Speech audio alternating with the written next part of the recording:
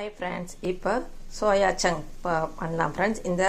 இதை நான் பச்சை சுடுதண்ணியில் லைட்டாக கதன்னு ஒரு வாட்டி கழுவிட்டு மறுபடியும் சுடுதண்ணியில் ரொம்ப கை பொறுக்கிற அளவு தான் இருக்கணும் ஃப்ரெண்ட்ஸ். சுடுதண்ணி அதில் உப்பு போட்டு நான் கழுவி நல்லா புழிஞ்சு எடுத்துருங்க ஃப்ரெண்ட்ஸ்.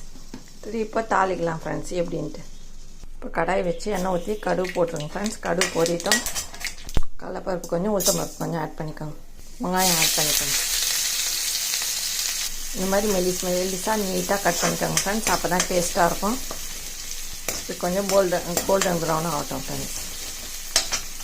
இதில் உப்பு இருக்குது ஃப்ரெண்ட்ஸ், அதனால் இதில் கொஞ்சமாக உப்பு ஆட் பண்ணிக்கோங்க.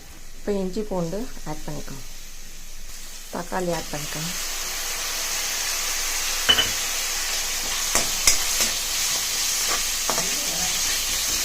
பெருங்காயம் ஆட் பண்ணிக்கோங்க.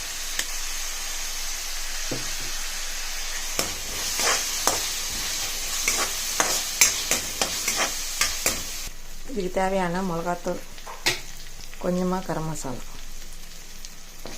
இதில் வதக்கிட்டு இந்த சோயாவை ஆட் பண்ணிக்கோங்க. ஸ்லோலே வைங்க.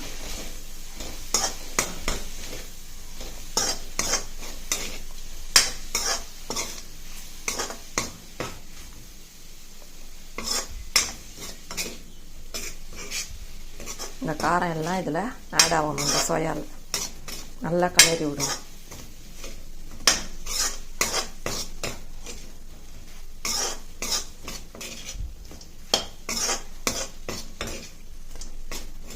இதில் லேசாக லெமன் புழிச்சு விடுவோம் ஃப்ரெண்ட்ஸ். கொஞ்சமாக போதும் ஃப்ரெண்ட்ஸ். லெமனை புழிஞ்சிட்டு நல்லா கலக்கிடுங்க ஃப்ரெண்ட்ஸ்.